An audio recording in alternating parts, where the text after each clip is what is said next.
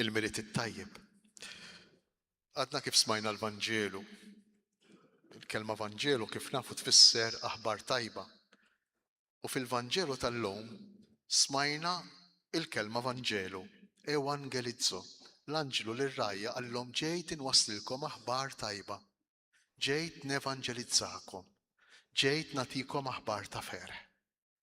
U allura dalgħodu din l-aħbar tajba, dan il-Vanġelu għal darbtejn, għax fil-Vanġelu li smajna hemm il-kelma ewangelizzo, ġejt inwassilkom aħbar ta' ferħ, irridu nħalluha tmiss il-moħħ tagħna.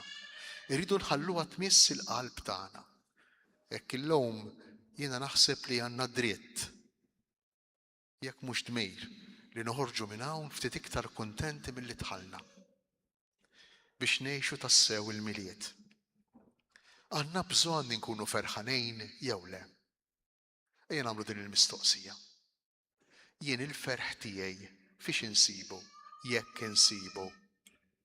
Jew forsi qtajt qalbi li nkun ferħan. Qtajt qalbi li xi darba nkun at peace miegħi innifsi, kuntent miegħi innifsi mad-dinja ta' madwari.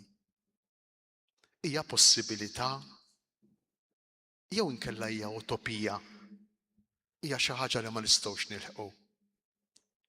Jekk kienu hekk, il-Vanġelu tal-lum huwa illużjoni. Huwa ħolma illi tgħodd biss jew għat-tfal, jew għal dawk li moħħhom ħafif, jew għal dawk illi jafu tant jgħixu ġol problemi u ġol diffikultajiet li jiġu jaqgħu jqumu minn dak kollu li jiġri. Imma l-Vanġelu din l-ewangelizzo hi miktuba għalija, għalina, għan-nies normali, għan-nies komuni, għalina li qegħdin hawn dalgħodu. Anzi, il-Vanġelu tal-lum jerġa' jgħidilna xi ħaġa oħra importanti li ma nistgħux inħalluha taħrabilna. Illum ġejt inwasslilkom din l-aħbar sabiħa. Illum fil-belt ta' David tweldilkom Salvatur. Illum mela mhux 2000 sena ilu u sal-Luqa joqgħod attent illi din il-kelma illum juża b'tali mod illi aħna li qed nisimgħu l-Vanġelu 2000 sena wara inħossu li din l-aħbar tajba tgħod talina illum. Aħna kif nippruvaw insibu l-kuntentizza tagħna u l-ferħ tagħna. Naħseb li kulħadd għandu l-mod tiegħu. Forsi xi ħadd minna jkun kuntent meta jara lil uliedu mexjin il quddiem, lil uliedu jirrealizzaw ruħhom fil-pjanijiet tagħhom, fil-familja tagħhom, fil-professjoni tagħhom. Narawhom jissettiljaw, dak huwa mod ta' kif inkunu kuntenti. Imma hemm oħrajn ukoll illi din il-kuntentizza ma rnexxilhomx jiksbuha. Forsi stennew ħwejjeġ, stennew proġetti u pjanijiet fuq uliedhom illi ma seħħux li ma rnexxewx. Allura dawn forsi jfittxu l-ferħ tagħhom x'imkien ieħor, forsi fis-suċċess, fl-iżvilupp professjonali, personali, fil-karriera, forsi fl-irwol soċjali, forsi fil-proprjetà, forsi f'kemm għandna accounts il-bank, forsi f'kemm għandna investimenti, u kull wieħed u kull waħda minna jsib il-mod tiegħu kif jipprova ikun ferħan. U għandna dritt. Però intom ma taħsbux bħali, ma taħsbux illi dawn it-toroq kollha illi aħna ilna nippruvaw matul ħajjitna min għandu 30, min għandu 40, min għandu iktar bħali. M'għandunajniex aħna għadna li dawn it-toroq ma jwaslux għal veru ferħ, imma iwaslu hekk għal pjaċir illi jgħaddi wara ftit, iwaslu għal sodisfazzjon illi mhux etern, li ma jżommx, li ma jdomx fit-tul. Mela għandna bżonnu jew le l-kliem tal-Anġlu llum. Ġejt inwasslilkom aħbar ta' ferħ. Kbir. Interessanti għax l-Anġlu jgħid li jkun għall-poplu kollu, ħadd mhu esklus. U din il-poplu kollu mhix biss għall-Lowt jew għal dawk li jemmnu f'Ġesu, imma saħansittra il-Vanġelu jippretendi, din l-aħbar it-tajba tippretendi dan il-ferħ tal-Vanġelu jippretendi li jasal għand kull bniedem, anki min ma jemminx f'Ġesu. Kejf? Qed joħlom il-Vanġelu? Le. Li ma hu l-ferħ, li ma jitriq tal-ferħ li jipproponi il-Vanġelu tal-lum. Li min jitriq tal-ferħ, li min hu l-ferħ illi l-Anġlu jippropona lill-Rajja. Hija triq sempliċi, u billi hija triq sempliċi mhix tajba lina għax aħna jogħġbuna l-affarijiet ikkomplikati. Aħna aktar ma jkunu komplikati u straordinarji l-affarijiet, aktar nikluhom, ħalli mbagħad nitħabblu u nitfixklu ġo fihom. Imma dak li hu sempliċi, dak ma jattiranix, ma jiġbidniex. U għalhekk għandna bżonn l-umiltà tar-Rajja dalgħodu biex naċċettaw dak li hu sempliċi. Għandna bżonn din is-sempliċità ta' min ma jafx, ta' min ma joqgħodx iħaddem u jħabbel ħafna rasu. Għandna bżonn l-aċċettazzjoni li kellhom ir-Rajja ta' dik l-aħbar sabiħa tal-Anġlu. X'qalilhom l-Anġlu? Tweldilkom Salvatur li hu Kristu il-Mulej.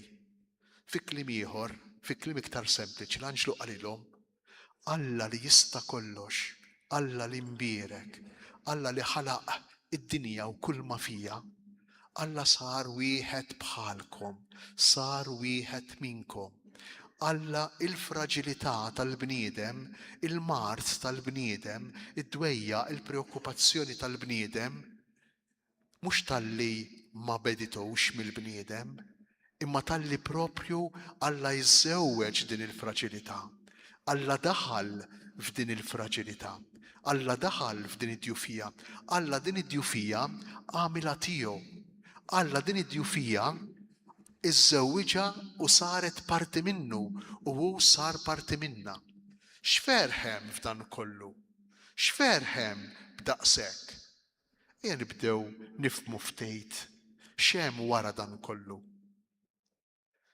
Kif inħarsu aħna lejn id-djufijiet tagħna, lejn il-fraġilitajiet tagħna? Kif inħarsu aħna lejn il-mart tagħna, lejn l-umanità tagħna? Ħafna drabi nħarsu lejn anfusna bl-ikraħ.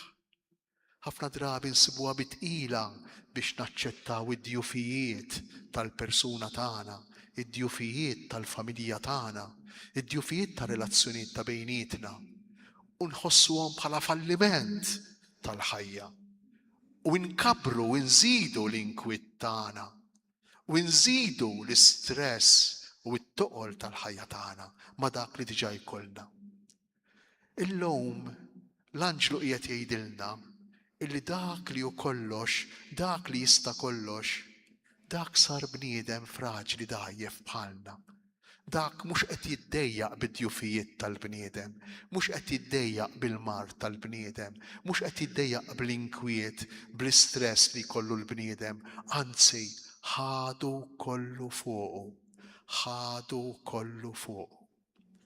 Kemm tagħmlilna kuraġġ din l-ewwel verità. Din l-ewwel verità li toħroġ minn dan il-Vanġelu, minn din l-aħbar tajba. Allura m'hemm xejn fl-istorja tiegħi, m'hemm xejn fil-familja tiegħi, m'hemm xejn fir-relazzjonijiet tiegħi illi mhumiex suppost ikunu hemm, li mhux qegħdin f'posthom.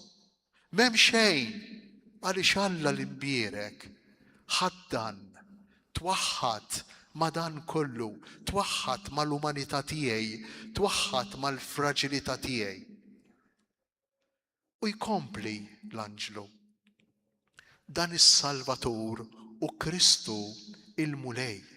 Dan is-Salvatur u dak illi lilkom se jagħtikom id-dawl fid-dlam.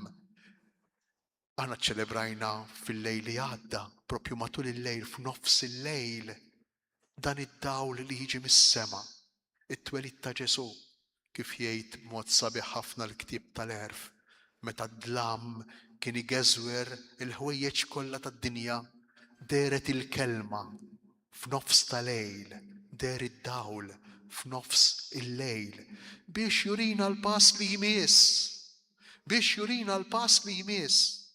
U hawnhu raġuni oħra, kawża oħra tal-ferħ tagħna. Li kieku ma kienx dan id-dawl, aħna konna nibqgħu fid-dlam. Kieku ma konniex nafu x'jiġifieri il-ħajja tal-bniedem. Xi tfisser l-esperjenza li tbeżżana tas-solitudni, l-esperjenza kera tal-mewt. Xi fisser dan kollu ma konniex inkunu nafu li kieku l-anġlu ma tanix l-aħbar li tweldilna Salvatur, li tweldilna Kristu li hu l-mulej. Kieku aħna ma nafawx fejn qegħdin, mhux biss fejn sejrejn jew minn fejn ġejjejn, imma jekk ma tafx minn fejn ġej u jekk ma tafx fejn insejjer, lanqas taf fejn int.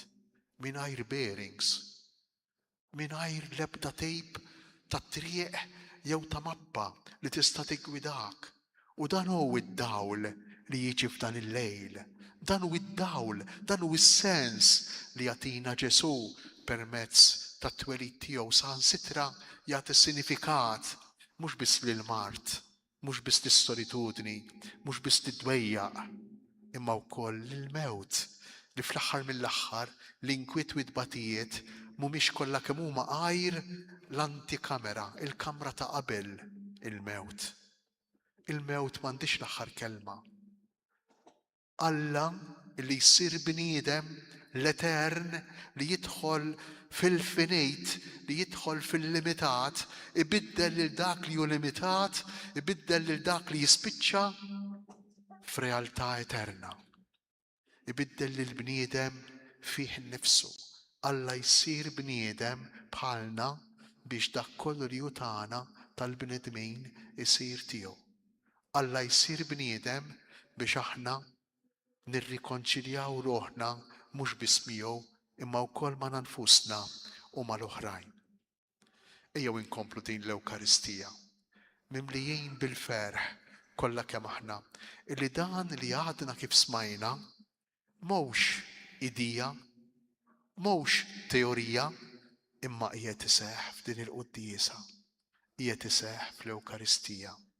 M'għandniex tarbija tad-demm u l-laħam kif twildet f'Betlem 2000 sen ilu, imma għandna xi ħaġa iktar sempliċi, għandna xi ħaġa iktar fraġli, għandna xi ħaġa iktar dgħajfa, għandna l-Ewkaristija, għandna biċċa ħobs. U din il-biċċa ħobs għalhekk għandna bżonn tal-għajnejn sempliċi tar-rajja. Din il-biċċa ħobs hi l-ikel tal-ħajja ta' dejjem. Din il-biċċa ħobs hi s-sostenn, is-sapport fil-mixja tagħna. Din il-biċċa ħobs hija garanzija li int tgħaddi minn xi tgħaddi, għandek kemm għandek inkwiet, għandek kemm għandek problemi, għandek kemm għandek depression, int m'intix waħdek għax Alla huwa miegħek tant li sar ikel għalik.